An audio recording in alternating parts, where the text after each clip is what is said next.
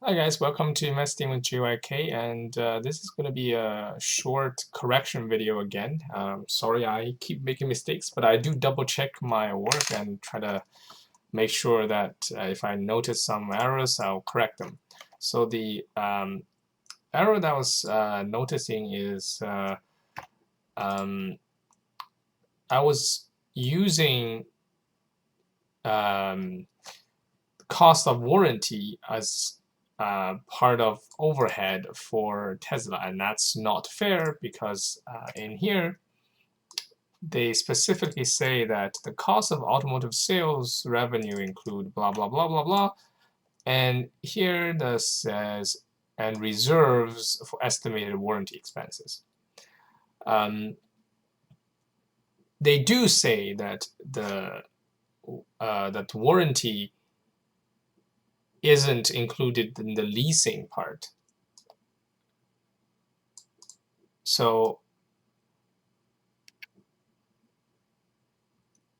the warranty expenses for leasing was recognized as incurred. So basically, they don't reserve for that warranty. So basically, if you have a huge spike of lease, the cost will appear a few years in the future, not on that particular year. So I'd have to remove that from the calculation. And then I realized that I was not accounting for other SG&As, which are very much going to be realistic. So let's see, let me make those into nicer looking. Some of you have complained about this. I would try to make this better, but this is very much a Chinese thing. I don't work in thousands very well. But let's make it. This is going to be some kind of number. This thing. Yeah, looks good enough. Okay. So, there's another line, which is other SG&A. So I got them for Toyota, Ford, GM, and all these guys. And also Tesla, obviously. Per car, the cost for them are around 2,000, 1,700, 900, and 1,400. So it's all over the place. And Tesla is obviously, as we have come to expect, very, very high, 24,000 per car. So clearly with that kind of SG&A, they're not going to make any money. So I have included the projection for 5K Model 3 and without any increase to other type of SG&A. So that is going to be a $6,000. So we have to ignore this. So per car warranty is not there, and per car overhead is actually going to be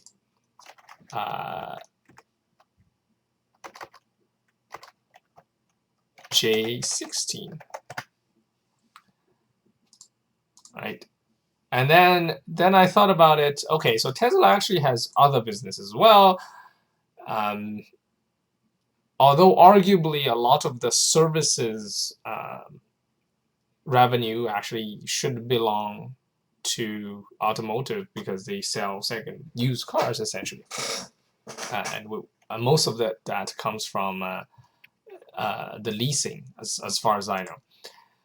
But we'll subtract that, and for energy we'll subtract that. So automotive's revenue was $9 billion, and then total revenue is $11 billion. So 82% of all revenue is auto revenue. Right, so I plug that into the R&D. So I assume that the percentage of R&D into auto is going to be proportional to the revenue. I might be wrong, but that's the best I have. They don't disclose that, so that's the best I've got.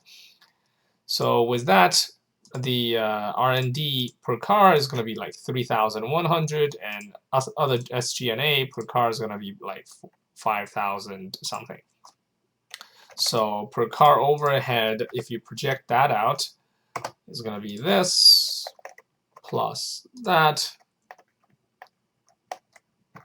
So $8,600. And J18, what is J18? J18 is empty, so that doesn't matter. Yeah.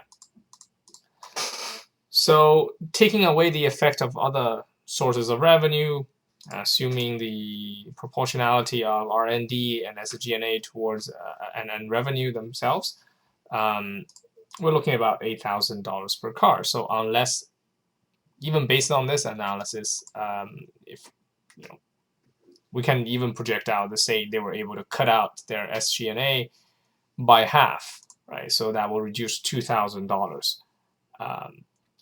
on this. So they still need to make $6,000 just to break even per car. And let's just say they make, for some reason they can further reduce R&D per car. That's going to get them to $5,000 per car. You are still looking at $5,000 overhead per car, which is somewhat higher than Toyota.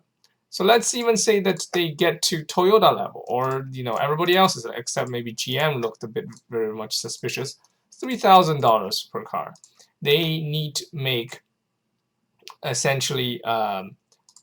So this is 1,000. So and then the cost is and this is their average selling price. So you need at least $3,000 to just break even. So you need at least drive down the cost from $68,000 to $54,000. So they need to reduce their cost of goods sold by some pretty significant margin. So 4.39 divided by 68.81. So 54.39 is when they break even, based on a super rosy projection of only $3,000 of overhead per car, which I don't think they will achieve, but say they do, which is Toyota level.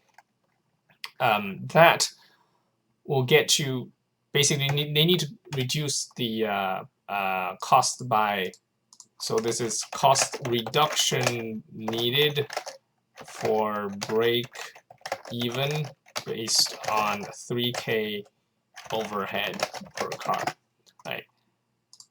Then you do 1 minus that.